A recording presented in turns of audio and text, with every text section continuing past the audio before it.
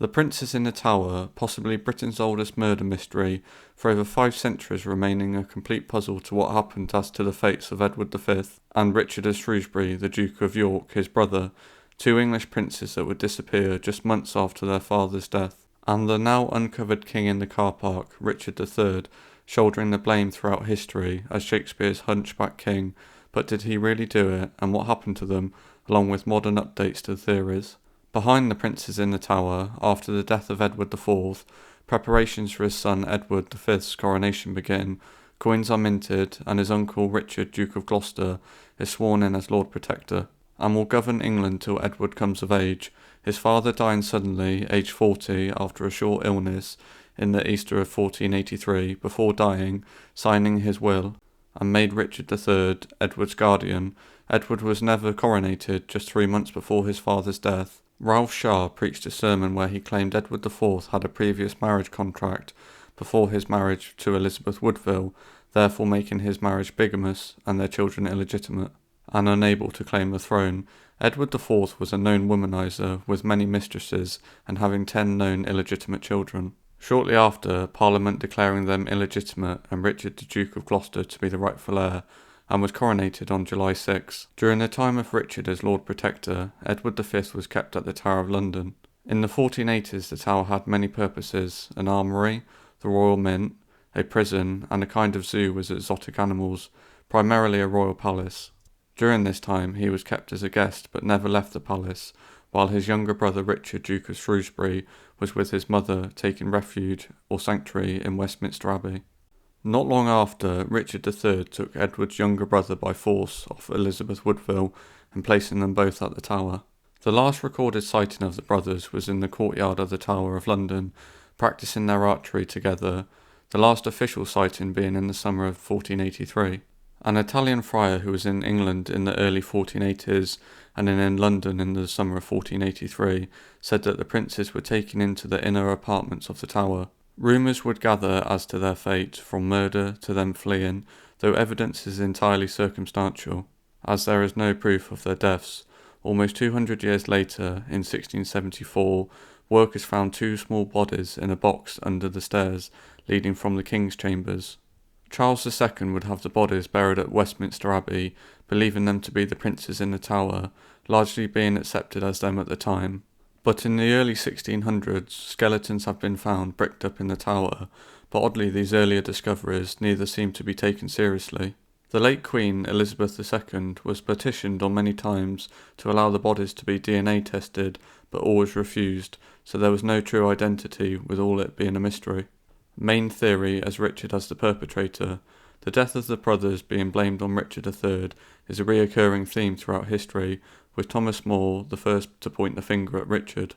Then later, Shakespeare's plays, More claiming that Richard ordered one of his henchmen, James Tyrrell, claiming at the hour of midnight, having them smothered with their feathered pillows in their bed. Rumours quickly spreading far and wide. By 1484, German chronicler, writing that Richard ordering their deaths but stating that the Duke of Buckingham was the individual who put them to death. Dominic Mancini being the only contemporary account of the time, later writings coming years and decades after the disappearances, with Thomas More's account from the 16th century.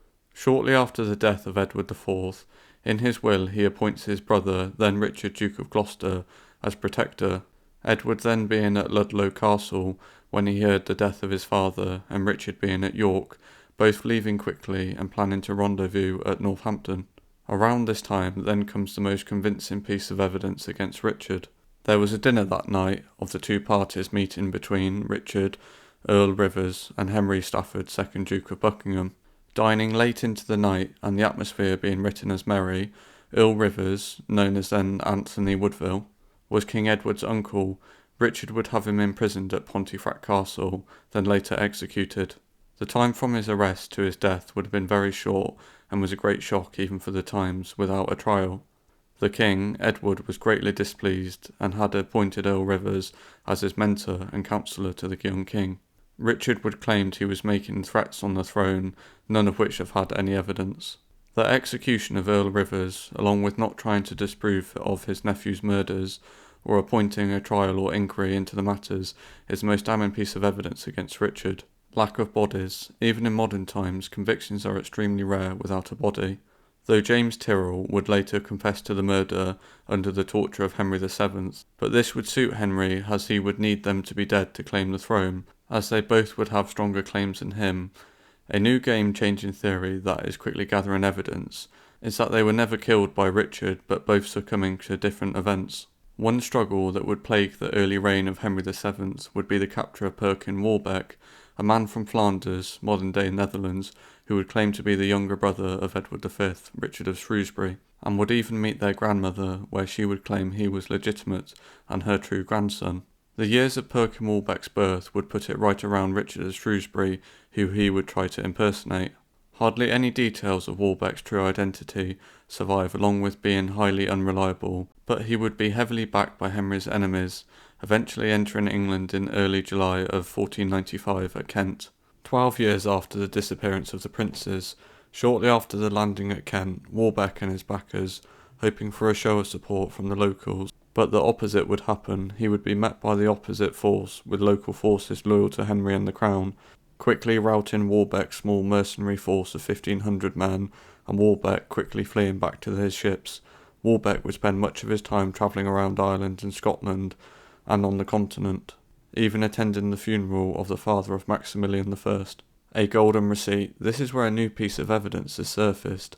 In recent years, where a letter by Emperor Maximilian, rather a receipt from 1487, a court document, where his chief accountant, 3 clerks, give their approval for the acquisition of 400 pike or long medieval spears, to be sent to Margaret of Burgundy, the boy's aunt. Quote mark, for these pikes were to be distributed among the Swiss German pikemen you, Madam the Dowager, sent at the time to serve her nephew, son of King Edward, who was expelled from his dominion. End quote. This letter would be a strong proof of life as to one of the princes still being alive. Edward would have been around 16 at this time.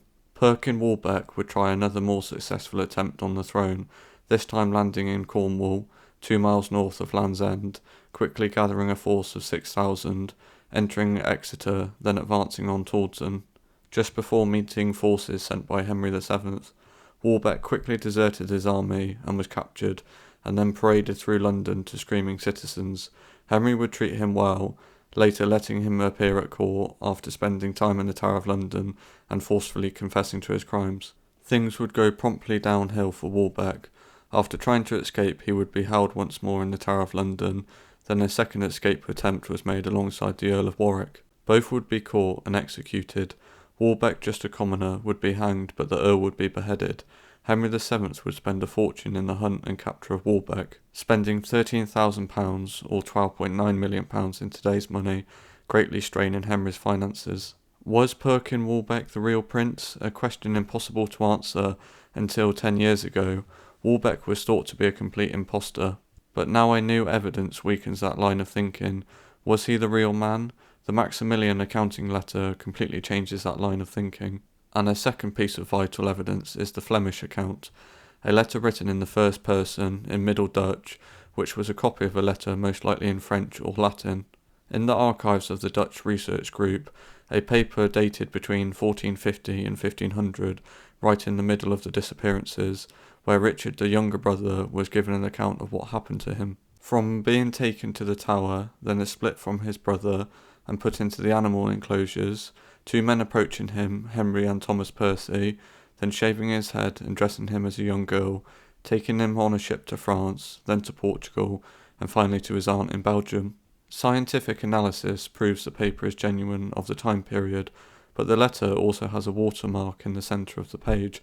Along with the Flemish scribe, the grammar is correct of the time period.